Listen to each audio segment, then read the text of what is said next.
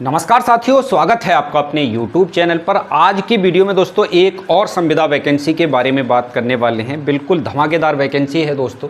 पद का नाम है ECE एजुकेटर भर्ती 2024 और ये भर्ती दोस्तों पूर्णतः संविदा पे रहने वाली है। कहाँ से इसका फॉर्म मिलेगा, कैसे ऑनलाइन होंगे, कब से ऑनलाइन होंगे, इस पूरे वीडियो में दोस्तों हम डिटेल में बात करने वाले हैं। चलिए, कुल पदों की जो संख्या रहने वाली है दोस्तों 10,864 रहने वाली है। प्रत्येक ज़िले में दोस्तों ये पद हैं, मतलब जितने भी 75 ज़िले हमारे यूपी में हैं सभी ज़िलों में इस वैकेंसी को निकाला गया है। ये वाली बात आपको ध्यान रखनी होगी। यहाँ पर हम बात कर लेते हैं दोस्तों मानदेय की, तो मानदेय मिलने वाला है 10,313 रुपये। इसके अलावा आपको PF और ESI का भी लाभ दिया जाएगा। जिन दोस्तों को नहीं पता है कि PF और ESI क्या होता है, तो दोस्तों ये प्रोविडेंट फंड में कुछ पैसा आपकी सैलरी से काट के जमा किया जाता है। ये कितना काटा जाता है आपकी सैलरी का, तो ये आपकी सैलरी का काटा जाता है 12%, ठीक है ना। और 13% काटती है आपकी संस्था, यानी कि 12% आपका कट गया और 13% जमा करेगी आपकी जिस संस्था ने आपको तैनाती दी है। तो टोटल 25% आपका जमा होता है सैलरी का आपके प्रोविडेंट फंड में, जिसे हम शॉर्ट में PF कहते हैं, EPF है ना, एम्प्लॉयमेंट प्रोविडेंट फंड। EPF वैसे इसका पूरा नाम होता है। ESI में भी यही होता है दोस्तों, 0.75 आपकी सैलरी से काटा जाता है और ये आपको भविष्य में होने वाले हेल्थ में लाभ देने के लिए होता है। मतलब आप बीमार वगैरह पड़ते हैं तो उस ESI कार्ड को दिखा करके आप अपना इलाज इनकी डिस्पेंसरी में करा सकते हैं, जो ESI के तहत भारत सरकार के तहत चलाई जा रही है। ये तो बात हो गई दोस्तों यहाँ तक। आगे हम बात कर लेते हैं दोस्तों इसमें योग्यता क्या रहने वाली है। तो इसमें आपने BA किया हो गृह विज्ञान के साथ, BA किया हो गृह विज्ञान के साथ। ज़्यादातर गृह विज्ञान महिलाएं ही पढ़ती हैं, तो खास करके आप समझ सकते हैं महिलाएं ज़्यादा इसमें फॉर्म डालने वाली हैं, उनको ही ये ज़्यादा जॉब मिलने वाली है। शर्त दूसरी है कि BA आपने 50% अंकों के साथ किया हो, मतलब BA में आपके कितने अंक हों, कम से कम 50% अंक होना अनिवार्य है। इसके अलावा अगर आपने गृह विज्ञान से नहीं किया है, किसी भी स्ट्रीम से किया है, BSc किया है या फिर कुछ और कर रखा है, लेकिन इसके बाद आपने एक कोर्स होता है NTT है ना, नर्सरी टीचर्स ट्रेनिंग का एक कोर्स किया जाता है, 1 साल का या 1.5 साल का, अधिक से अधिक 2 साल तक का ये कोर्स होता है। उत्तर प्रदेश में ये 1 साल का है, उत्तर प्रदेश के बाहर कई जगह 2 साल 1.5 साल का भी होता है। तो आप समझ के चलिए कि NTT का एक सर्टिफिकेट होता है, डिप्लोमा भी इसे नहीं कह सकते, तो 1 साल का ही मोस्टली अपने यूपी में है।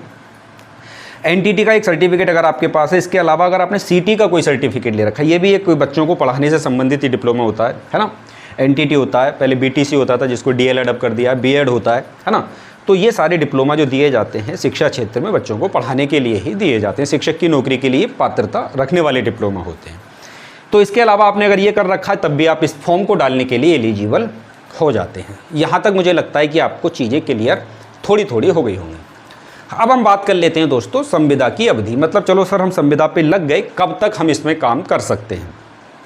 तो देखिए, शुरुआत में कोई भी संविदा की नौकरी जो होती है वो आपको 11 महीने या फिर 6 महीने, इन दोनों में से कोई एक दिया जाता है ना।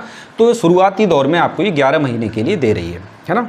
उसके बाद आपका कार्य करने का तरीका ठीक है और आप ठीक तरीके से काम कर रहे हैं तो बाद में आपको एक्सटेंड भी कर दिया जाता है फिर से 11 महीने के लिए।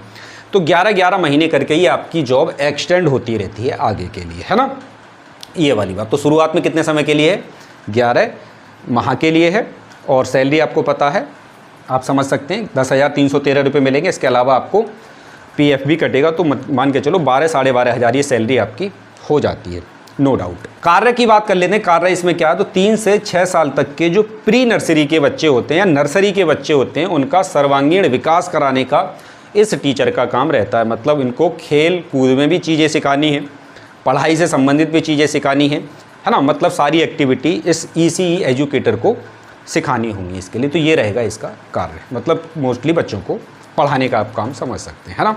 अब यहाँ पर बहुत सारे सवाल आ सकते हैं कि सर B.Ed वाला इसमें फॉर्म डाल सकता है। तो B.Ed बहुत ऊपर की योग्यता है, B.Ed बहुत ही ऊपर की योग्यता है। तो यहाँ पर बहुत छोटे बच्चों को आपको पढ़ाना है और आपने B.Ed प्राइमरी या जूनियर में किया हुआ है, तो दोस्तों आपको समझ के चल सकते हैं कि ये बच्चे बहुत ज़्यादा छोटे होते हैं। जब फॉर्म इसका खुलेगा ऑनलाइन तब आप चेक करके देख लेना कि B.Ed वाले इसमें हैं या नहीं। अभी नोटिफिकेशन में ऐसा नहीं लिखा है। समकक्ष योग्यता लिखी हुई है कि 2 साल तक का या इसके अलावा डिप्लोमा, तो 2 साल का आपका कोर्स होता है, डिग्री होती है पूरी B.Ed की।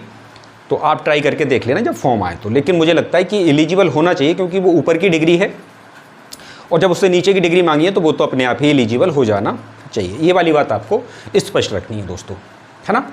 अब दूसरा सवाल आता है कि सर इसका चयन किस तरीके से होगा। तो चयन भैया इसका मेरिट के आधार पे होना है। जिला अधिकारी के निर्देशन में एक कमेटी बनाई जाएगी जिसमें ब्लॉक स्तर से भी, हर जिले में वैकेंसी है जैसा कि आप लोग जानते हैं, और हर जिले में एक जिलाधिकारी होता है और हर जिले में एक ब्लॉक भी होता है, मतलब हर तहसील में एक ब्लॉक भी होता है। और आप भी किसी न किसी तहसील से ही बिलोंग करते होंगे, किसी न किसी तहसील में ही रहते होंगे, हर तहसील में ब्लॉक होता है। तो एक तो मुख्य जो अध्यक्ष के तौर पे होंगे वो जिलाधिकारी होंगे, उसके नीचे के जो और कर्मचारी हैं ब्लॉक लेवल के, बेसिक शिक्षा अधिकारी लेवल के, तो ऐसे लोगों को लेकर के 7 सदस्यीय कमेटी बनाई जाएगी और उस 7 सदस्यीय कमेटी डिसाइड करेगी आपके पूरे चयन को, ठीक है ना। मेरिट के आधार पे फिलहाल ये वैकेंसी होने वाली। अभी इसके ऑनलाइन फॉर्म नहीं आए, नोटिफिकेशन पूरा आ गया। नोटिफिकेशन को आप यहाँ पर देख सकते हैं, साइड में मैंने लगा दिया है ना, किस जिले में कितनी वैकेंसी है।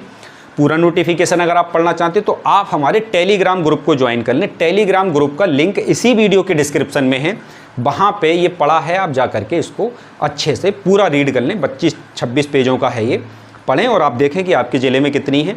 जब इसके ऑनलाइन फॉर्म स्टार्ट हो जाएंगे तो जैसे ये वीडियो आया है वैसे ही वीडियो आ जाएगा कहाँ से आपको फॉर्म बने। अभी फॉर्म नहीं भरे जा रहे हैं, ये नोटिफिकेशन बहुत पहले रिलीज हो गया था, अगस्त के आसपास में, ठीक है ना। मैं आपको अपडेट दे रहा हूँ कि इसके सब प्रति भी जागरूक रहिए थोड़ा सा।